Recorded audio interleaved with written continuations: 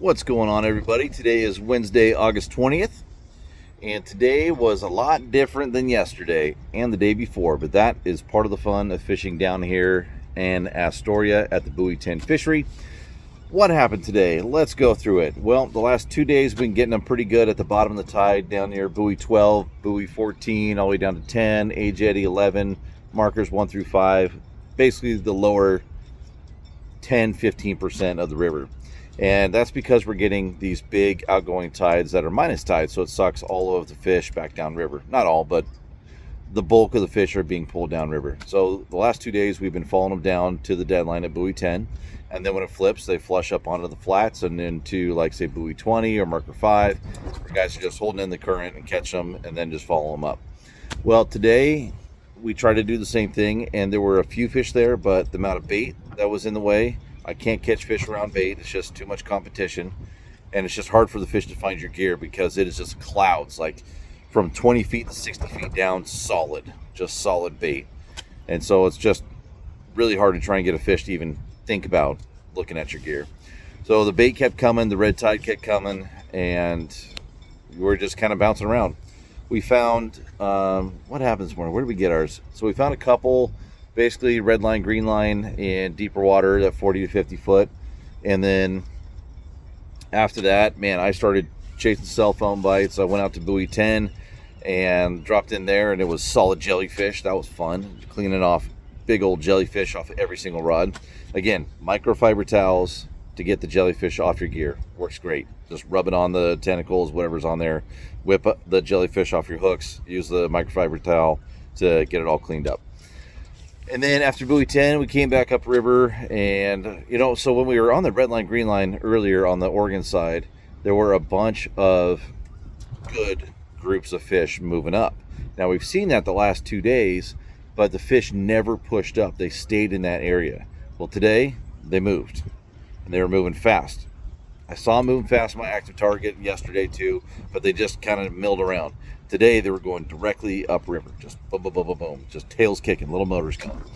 So I was like, well, we saw them at the green line and the red line at the bottom of the sands. We got to follow them up, I guess. So we followed them up and picked off a couple at Hammond, and then that kind of died. The bait showed up. I'm like, nope, I'm out of here. Don't want to deal with this again.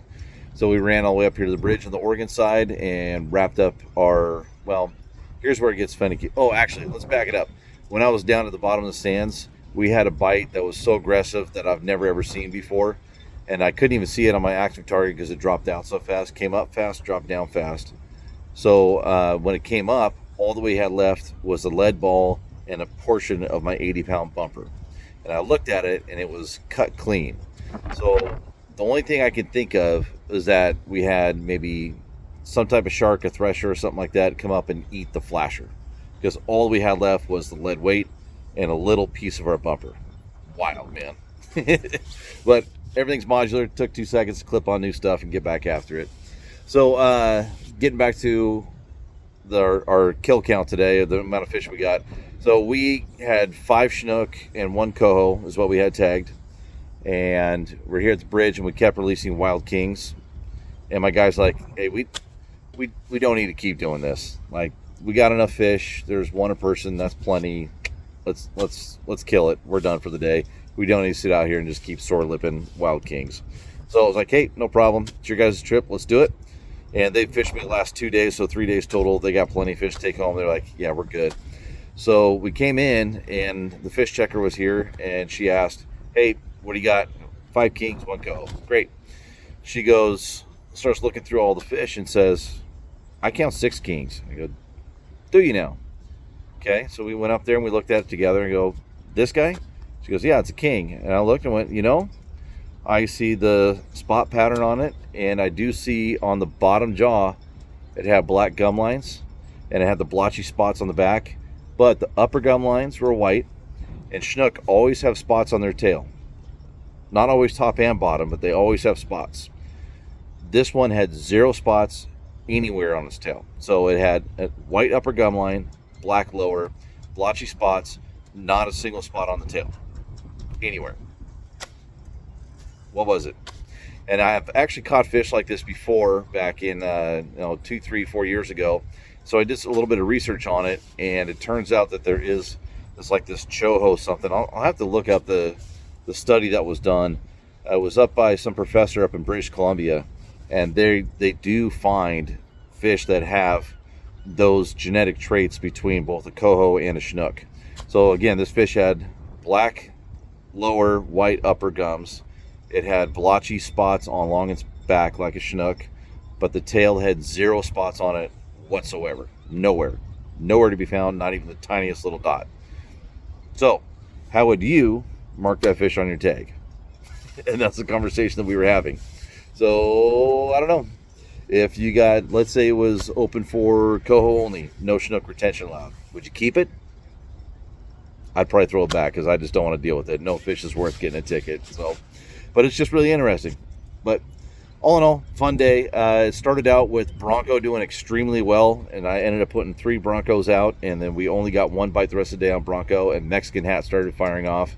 Sunset Barbie only had 1 bite today, 1 bite on the Barbie, and I think it's because it's so bright and sunny out, which usually is good for Bronco, but Bronco, like I said, just fell apart midday, which usually does better when the sun gets higher. But they started keying in more onto chartreuse and red, which is Mexican Hat, and so my Mexican Hat blade started doing really well. So there you have it. What a weird day. The fish are moving. The guys above the bridge. Oh man, I came so close to catching fish above the bridge for the first time today. I was within maybe 200 yards right here at the bridge on the Oregon side. So close to finally get my first fish this season above the bridge. What a weird year. But I know the guys up by Tongue Point today got them again. The Washington side holding at the bridge. Yesterday did good. I don't know how they're doing out there right now, but the fish are moving up. And that's common. As the tides begin to grow, the fish will move up. And those guys that are fishing up there, you folks that are up there, the Cowlitz, Kalama, on up to Bonneville and above, you guys should see a really good push of fish here in about, I'm guessing 2 to 4 days, probably 3 days. You're gonna see a really nice, good group of fish come up.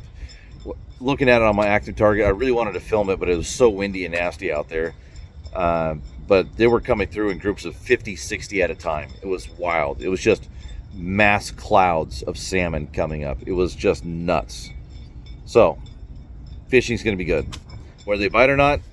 The guys upriver were seeing this too, those massive clouds, and you go through a cloud like that and it'd only be like 1 bite. You get 1 to bite, and I have all 6 rods right in the middle of them, and they just kind of flare around it, look at it, bump into the line. They're running into flashers, and then just you get one of them finally go whack, and then you lose it, and then they swim off. But all I'm saying is that there's a lot of fish on the way up. Okay, time to retie. I got to get ready, gonna go meet up with some customers here tonight. I got the same group for the next 4 or 5 days. Gonna have some fun with the Reese's crew, and time to retie some rigs. Am I gonna run Bronco? Am I gonna run Mexican Hat? What am I gonna do? Back to Barbie? I am lucky enough to fish 6 rods, so I get to let the fish decide every day. Love it. Okay, back to work. Later, guys.